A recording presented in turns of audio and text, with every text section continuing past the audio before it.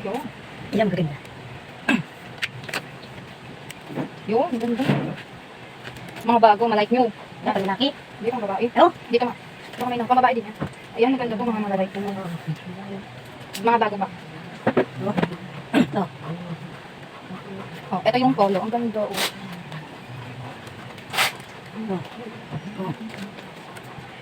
Oh, mga mi, ang gaganda. Like nyo pa talaga siya. Ayan, oh. Oh, diba? Ang ganda mga sis. Ito see-through. Oh.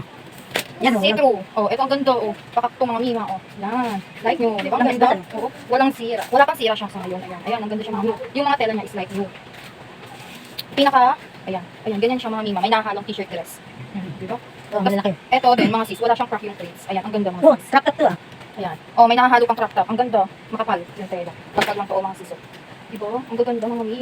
Huwag lang po sana mga ano. Ayan. Oh, mga mima, Disney. Hindi nyo kinaya. Disney. Oh. Ito. Oh, mga sis, ang gaganda ng bill na to. Sa umpisa pa lang pasado. Oh, mga sis. Oh, yan. Yan siya mga mi, oh. Oh. Tapos ito, tutong. Oh, mga mi, tutong. Oh, hindi nyo kinaya. Grabe, ang ganda naman ng code na to.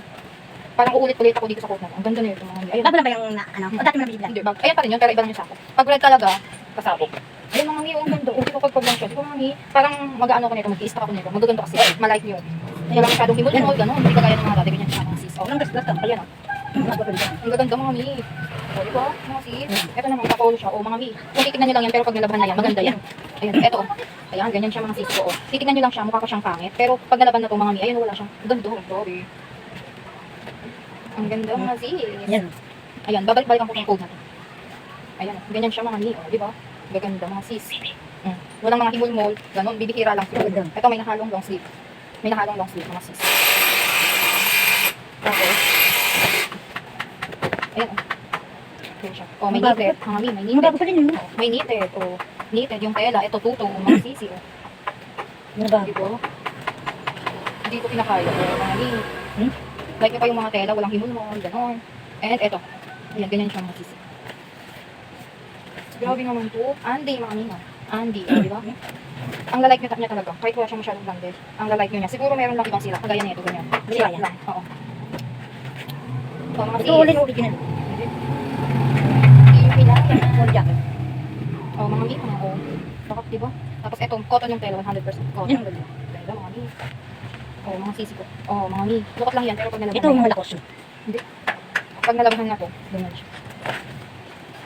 Oh, Ang ganda eh. like new. As in, like new talaga. Mga mi. Kasarado to. Pero yun nga, pag pumasok ka ng ukay, business, risky talaga siya mga mi. Merong maganda, merong pangit. Oo. Paswertihan lang sa bail. Ganon. Oh, mga mi. Siyempre, huwag kayo susuko pag nakakuha kayo ng pet na ano. Huwag kayo susuko pag nakakuha kayo ng mga pangit, ganyan. Malugi man kayo, pero sa mga susunod, ayan, mababawi nyo rin yun. Tuloy mo malaki. Ayun lang yung technique kapag nag-business ka. Minsan talaga dumadaan sa mga problems, gano'n. Pero as long as kaya mo pa siya, o di ba mga may grabe naman ito. Ayan. Kaya pag gusto nyo bumili ng mga t-shirt, ayan, dito na kayo sa akin bumili. Oh, mga miyo, ang ganda cotton. Lukot lang siya, pero pag nilabhan na yan, makikita nyo na yung totoong ganda yan. Lalo na pag nilive ko ito mga panalo. Wala siyang masyadong himul-mul, miyo. Pang 2XL ka siya. Ganyan mga miyo. Lukot lang siya talaga. Pero hindi ko na ito pinaplansya pag nilalive ko. Na-plancha. Minsan lang. Oh, sobrang lukot. Ayun, pang 2XL. Ang ganda. Light purple. Ang ganda eh. Ayan. Wala akong mapili pang. Pag mga pangit yung nakuha nyo, mag-explore kayo ng ibang kulay ng sako or ibang code, gano'n. Mag-explore lang kayo ng Oh, mag-explore. ganda malaki. Hanggang sa makuha nyo yung maganda. Ito, malaki. Panlalaki to. Maganda. Diba? Pwede nyo pa rin naman ibenta kahit minsan may damage. Ayan, gano'n. Basta maging loyal lang kayo sa customer nyo. Sasabihin nyo na may sira, gano'n. Para babalik-balik sila sa inyo. Kasi, pag hindi kayo naging loyal sa customer, hindi na sila babalik sa inyo. Hindi na nila kayo hahanapin. Gano'n. Wala na yata. Ito, ano, nagdikit yung print niya, pero maganda siya sana. Pero mabibenta ko pa ito. Ito wala nang lunas to. Ayan. Ganyan. Parang ilalim ng duga. May nakahalong pang lalaki, meron pang babae, gano'n. Wala nang lunas. Ito. Ayan, ganyan. Aray ko. O, di ba? Halos malaki na talaga. Meron lang siguro mga ilang-ilan na ano, hindi may mga sila, hindi naman talaga na wawala sa ano yan. Kasi ukay to mga sis, ibig sabihin pag ukay. Nasuot na gano'n, yung mga ano na lang to. Gano'n. Kaya huwag kayong mag-expect na as in bagong-bago pa talaga. Kasi ukay to. Pag gusto nyo bago, syempre dun kayo sa magbibili. Pag hindi naman expected nyo na bago, ayan, pwede kayong mag-ukay kasi yung ukay. Presyo niya pang masa, pero kaysa sa bago. Siguro yung ukay, ano, 5 times, kasi isang 5 piraso na sa ukay, isang damit lang sa bago, gano'n. Pero minsan makachamba kayo, meron pa talagang goods as new, gano'n. Ganito ba kayo? Meron talagang mga good as new. Ay, branded to mga sis. Oh, mga mi. Ganda ko. One Piece. Oh, di ba? Ganda. Yan. Sa isang damit ng bago, 5 damit na ng ukay. Ganun, yung katumbas. Ayan. Ganun. Bibili kayo sa mga seller na trusted nyo, ganun. Yung talagang magsasabi ng totoo. May damage, may something, pero pag hindi naman napansin ng seller, pwede nyo namang sabihin, ganyan. Ito, crop top yun. Huwag kayo agad-agad mag-ratings ng 1, ganun. Napag-uusapan naman lahat ng problema mga sis. Ganun. Wala, malaki. O, mga miyo, paragraph. Ayan, umiilaw yung ano niya, ganun. Huwag kayo agad-agad mag-ratings mga miyo. Kasi kapag nag-ratings agad kayo sa seller, hindi na ibabalik ng seller yung pera nyo. Kasi nag-ratings na kayo eh. Hindi dapat mag-chat muna kayo. Kasi pwedeng ibalik sa inyo ng seller yung pera nyo. Tapos sa inyo na lang yung items, dito. Ganun mga miyo. May pagkakamali sa seller, ganun. Pero minsan kasi hindi naman namin nakapansin, ganun. Lalo na sa dami-dami ng damit na sinosort, hindi na nakapansin yung mga damage. Kasi hindi naman namin ito tatagalan ng tingin na isa-isa, ganun eh. 1 hour namin ito titingnan or 30 minutes, binili. Pag nakita na namin, tapos na, ganun. Kaya pag may nakita kayo may mga sira, mag-check lang kayo. Except na lang sa mga seller na hindi kayo pinapansin. Pag ganun, pwede nyo nang i-rate. Ganun. Pero as long as yung seller mabait, ganun, sumasagot, chat nyo muna yung seller bago kayo mag-ratings. Kasi nakakasira sa shop na yun. Kung lagi kayong mag-ratings ng 1, kawawa naman yung seller kasi papangit yung review, ganun. Kaya dapat chat muna mga meet, kumbaga napag-uusapan naman lahat. Kasi minsan hindi naman sinasadya, hindi nasabi, ganun. May mga ganun talaga kasi hindi naman tayo perfect mga sis. Yan, ganyan. Diba? Pag nagsasort yung mga seller, mga meet, lalo na yung mga big seller dyan, hindi na yan tinitignan ng ganyan. Basta pag may nasipat sila, automatic hinihiwalay na yun. Ganun. Ayan. Tsaka huwag kang mag-uukay pag hindi ka madiskarte. Dapat ang mga nag-uukay, madidiskarte. Pag merong dumi, tinatanggal na lang nila, ganun. Pag konti lang naman, pag kaya naman tanggalin, lalo na ng mga sondros, ganun. Kasi ukay yung binili mo, hindi naman bago eh.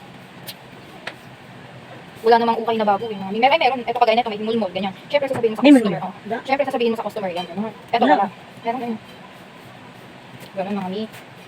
Hindi talaga, lalo na yung mga seller na madami yung bultuhan yung kinukuha, ganun. Minsan sa dami-dami ng sako. Wala.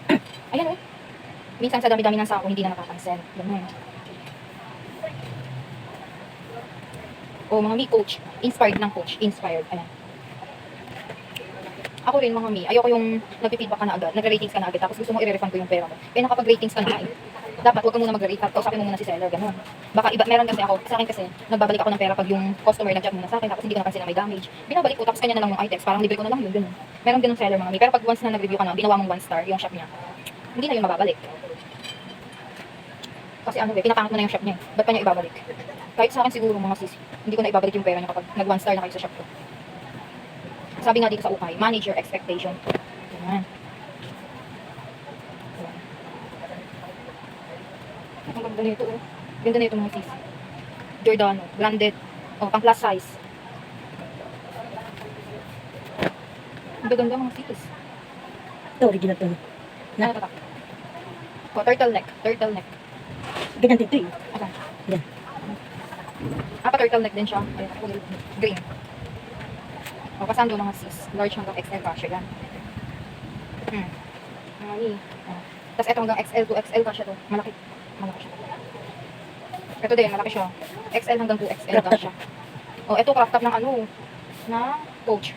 Inspired ng Coach mga ni. Ang ganda nito. Ganda nito mga ni. Ayun, ang ganda. Ang ganda mga sis.